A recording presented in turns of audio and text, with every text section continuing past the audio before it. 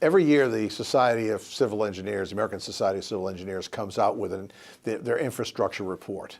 Their most recent suggests that between now and 2027, there's going to be a $2 trillion gap in infrastructure needs in this country based on current spending levels. And that's pretty significant, obviously.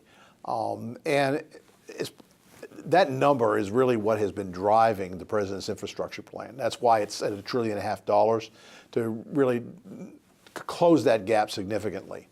The only problem with it is that it's an incentive program, and that means that of the $1.5 trillion that they're trying to generate to close that $2 trillion gap, only $200 billion over the next 10 years is going to come from federal funding.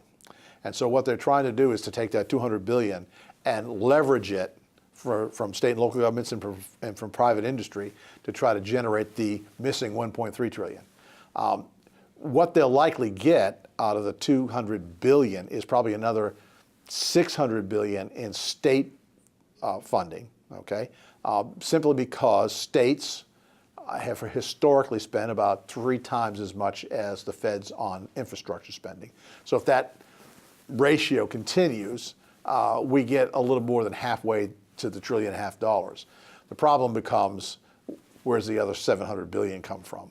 And that's what we're counting on, leveraging the private sector, which means basically that for lots of infrastructure items, mainly transportation, whether it's public or private transportation, water infrastructure, sewer, et cetera, even to some extent public schools, we're going to have to start to see some increase in fees if the private sector is involved in this. So you're going to have to start to pay to use this stuff. We're already starting to see that anyway, but this is really encouraging it in a much broader scale. And so I think that's really the trick here, and the thing that we need to understand.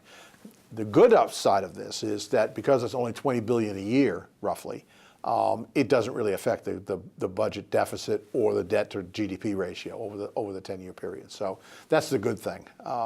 The downside, the potential downside is, will it be successful? Will it be enough to leverage the full $1.5 trillion to close the gap?